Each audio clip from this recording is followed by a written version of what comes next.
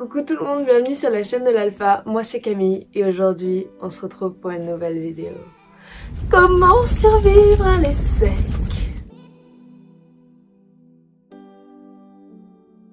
Alors cette année, si vous le saviez pas, j'étais en première année de BBA à l'ESSEC. Le BBA ça veut dire Bachelor of Business Administration. Et c'est un cursus qui se fait en 4 ans et tu ressors avec un M1. Donc si tu veux, tu peux enchaîner sur un M2 dans une autre université ou à l'ESSEC et comme ça obtenir un master de fin d'études. Si je vous fais cette vidéo aussi, c'est parce qu'il y a un peu plein de BBA qui fleurissent de partout en France. Pourquoi ? Parce que tout simplement l'année est extrêmement chère, elle coûte entre 5 000 et 16 000 euros et du coup ce qui fait que si tu vas dans une école comme ça, autant s'assurer que c'est la meilleure. Donc il se trouve que moi je suis à l'ESSEC et l'ESSEC c'est la numéro 1 classée en France et je vais vous dire mon expérience. Alors déjà, je suis rentrée en track franco, donc ça veut dire que j'ai tous mes cours en français, mais il y a aussi le track anglo où tu peux avoir tous tes cours en anglais. Au final, j'ai vraiment pas été déçue de pas avoir été retenue en track anglo parce que je trouve qu'on a une meilleure qualité professorale du côté du track franco. Moi, j'ai été vraiment super satisfaite de mes professeurs qui ont été très à l'écoute, qui nous ont fourni un cours tellement complet les gars. Quand tu te retrouves dans le monde du travail, tu peux toujours t'y référer et tout ça, donc c'est vraiment super bien. Alors, mes petits conseils pour réussir ton semestre. Alors il faut savoir que moi, quand je suis rentrée à l'ESSEC, je voulais absolument avoir l'ABA, qui est un programme d'excellence et qui permet à 10 élèves de l'ESSEC de faire des échanges dans 4 universités différentes. Mais vous savez quoi les gars? Je l'ai raté. Je l'ai pas eu. Et pourquoi? Pour une simple raison. En gros, à l'ESSEC, t'as 2 examens dans le semestre. T'as le midterm et le partiel. Enfin les partiels, on appelle ça des finals. Et en fait, les midterms, je les avais grandement sous-estimés. C'est 40% de la note, mais dans ma tête, ça me paraissait tellement peu que, tout simplement, tous mes midterms, je les ai révisés la veille, d'accord? Alors qu'on parle quand même d'une moitié de semestre, mais bon, bref. On va pas revenir là-dessus, je peux pas remonter dans le temps. Et du coup, j'ai reçu mes notes de midterm et j'ai été assez surprise, dans le sens où, par exemple, en micro, une matière qui se base sur des choses que j'ai vues en bac ES, ben j'ai eu 5. Et avoir 5 dans une matière à coef 3, sachant que tu vas être dans le top 10 de l'ESSEC, je peux t'annoncer direct que ça ruine tes chances. Et puis même si tu veux par exemple partir à Singapour S4, faut aussi des moyennes de ouf. Et puis je me suis dit, au pire, c'est pas grave, je rattraperai tout au partiel. Je peux vous dire que la veille du partiel de micro, j'ai fait une crise d'angoisse, j'ai fait que pleurer parce que j'étais en mode ah, je vais jamais y arriver. J'ai eu les finals, j'ai réussi à rattraper ma moyenne, je suis allée jusqu'à 13,5 il me semble, mais c'était toujours pas assez pour le programme que je voulais faire.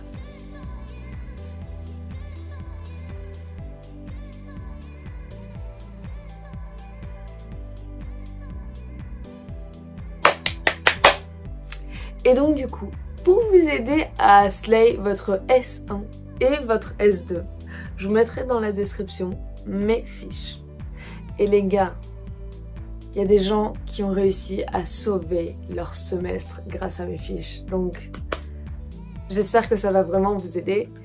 Et si vous voulez un peu une vidéo plus spécialisée dans quel type de prof il y a à l'ESSEC et comment aborder chaque matière, et ben dites-le moi dans les commentaires et je vous ferai peut-être une vidéo spéciale. Pour ce qui est la régularité d'aller au cours. Alors malheureusement, l'école nous considère un peu comme des gamins et donc du coup, t'as que un certain quota d'absence.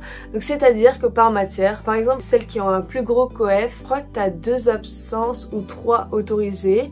Et pour les langues, ça c'est vraiment hyper strict. Par contre, t'as une absence autorisée, il me semble. Comment j'ai géré mes absences? Bah c'est simple, j'en avais pas.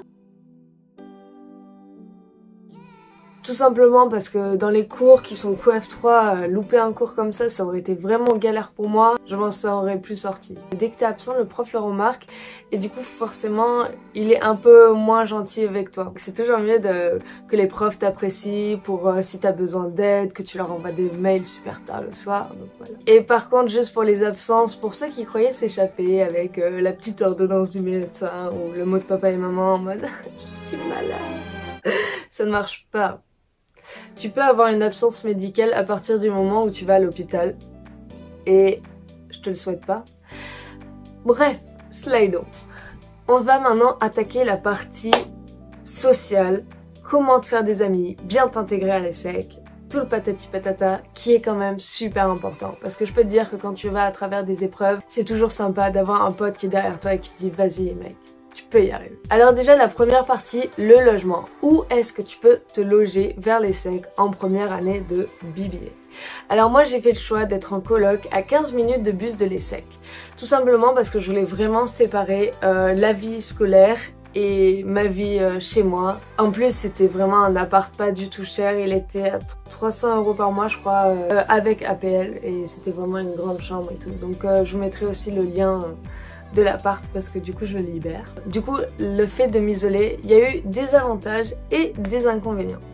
Alors un des plus gros avantages c'est que du coup j'étais en coloc avec des filles de l'ESSEC et ce qui me fait que je suis arrivée en septembre et j'avais déjà des potes et donc ça aide vraiment, surtout si t'es plutôt timide et tout, des bails comme ça. Les inconvénients, par exemple si je voulais aller à une fête, j'avais obligatoirement 15 minutes de bus avant d'arriver à l'école et pareil pour le retour et des fois il y avait même plus de bus donc du coup je devais commander un Uber, etc. Et puis aussi si tu veux utiliser les infrastructures de l'ESSEC, tu peux, mais à chaque fois t'as 15 minutes de trajet, ce qui est assez chiant. Et si t'habitais juste en face de l'ESSEC, il y aurait plus ça et du coup moi je pense que j'aurais beaucoup plus profité de ces infrastructures. Bref, donc ça c'est un choix de logement. Tu peux choisir d'habiter loin de l'ESSEC. Sinon, tu peux choisir d'habiter tout près de l'ESSEC. Pour ça, pareil, il y a plusieurs possibilités. Donc soit tu choisis les résidences de l'ESSEC. Attention, petite info, les APL en résidence sont à 200 € minimum, il me semble, tandis que les APL en coloc, elles sont à 112 €. Il y a quand même une différence, et cette différence, elle permet de prendre une résidence plus haut standing. Bon bref, revenons au sujet. Donc les résidences de l'ESSEC, 3 résidences à l'ESSEC, t'as le parc, le port, les Linandes. Le parc, non. Clairement, genre, en fait, c'est une grosse coloc à 8 dans un appartement qui est pas adapté à 8 personnes. Oui, chacun aura sa chambre fermée à clé. Mais la cuisine, t'as 2 plaques pour 8 personnes et franchement, c'est impossible. T'as pas de lave-vaisselle, t'as un évier qui est tout petit, donc moi je vous déconseille la res. Après c'est clair que pour se faire des amis et pour faire la fête tout le temps, ça c'est vraiment super sympa, ça crée une cohésion de groupe. Mais moi j'étais déjà en internat pendant 3 ans, donc repartir sur ça dans un truc moins bien pour plus cher, non merci. Donc du coup ça c'est mon avis sur le parc. Après, je pense qu'il y a plein de personnes qui ont été satisfaits, mais si en plus tu vas avoir une certaine excellence scolaire, c'est difficile. Ensuite, t'as les Linandes. Les Linandes, c'est pareil, c'est à 7 minutes de bus, donc c'est relativement loin, en gros. Bon, ça se fait à pied, donc genre 30 minutes, mais ça je parle quand t'es bourré le soir et qu'il n'y a plus de bus et que t'as pas envie de payer Uber. Donc ça se fait vraiment. En plus, il y a des trucs sympas, comme des encas liquides. Ça c'était... Bref. Et ensuite le dernier c'est le port qui est la résidence la mieux, l'ESSEC, parce que c'est la plus chère, que c'est la dernière qui a été faite et du coup ça te permet vraiment d'avoir un haut standing. Bon après moi ce que je trouve un peu triste c'est que du coup c'est un peu loin de l'ESSEC. Enfin c'est 15 minutes à pied donc c'est vraiment rien, mais... Si tu ne prends pas une résidence à l'ESSEC, en face de l'ESSEC et autour il y a plein d'apparts de colocation. Le prix est moyen et en général de 500 € et le Saint Graal. Tu veux le meilleur appart à l'ESSEC, tu prends dans le Sergi-Toc. C'était tout pour les résidences. Donc dans la partie sociale, les gars, je vous signale que vous arrivez en école de commerce et qu'il va falloir vendre un max. Il faut aller vers les gens. Les gens viendront pas vers vous, d'accord? Mec, franchement, essaye de te faire le plus d'amis. Parle-leur pendant tout l'été sur Messenger et à la rentrée, va les voir. Parce que si tu vas pas les voir, pas d'amitié. Au début de l'ESSEC, à la rentrée, t'as vraiment plein d'activités d'intégration. Donc moi, je te conseille à 100% d'y aller. Parle à tout le monde. Fais-leur retenir ton nom. Comme ça, tu vas te faire des amis. Bon, moi, c'est pas du tout ce que j'ai fait. Parce que moi, du coup, j'ai fait un peu l'erreur de rester que avec mes colocs. Et donc, ce qui fait que dès que j'avais plus mes colocs, j'étais un peu perdue. Donc moi je te conseille vraiment d'aller voir des gens, de te créer de nouvelles amitiés. ça va être trop cool. Et donc du coup, tu fais bien ces activités d'intégration. Oui, je sais c'est payant, oui je sais c'est chiant, mais franchement pour trouver des potes, il n'y a pas de meilleur moyen. Et ensuite, les fêtes. Quand est-ce que tu vas, quand est-ce que tu vas pas? Moi, j'avais une règle, si j'avais un cours super important juste après, genre du market, de la macro, bah franchement, je disais niet au fait. T'as un gros cours que tu maîtrises pas trop ou même qui consiste beaucoup de matière, bah franchement vas-y et va pas à ta fête, c'est pas grave, il y en aura plein. Donc au S1 c'est assez impressionnant parce que t'as des fêtes assez souvent et au S2 il y en a quasiment pas, donc au S1 tu peux vraiment en louper, c'est pas grave. Au S2 si t'en loupes une, bah dans ce cas là t'auras peut-être juste une fête pour te rattraper, donc juste vraiment être sérieux et faire gaffe à tes absences parce que ça s'écoule très vite.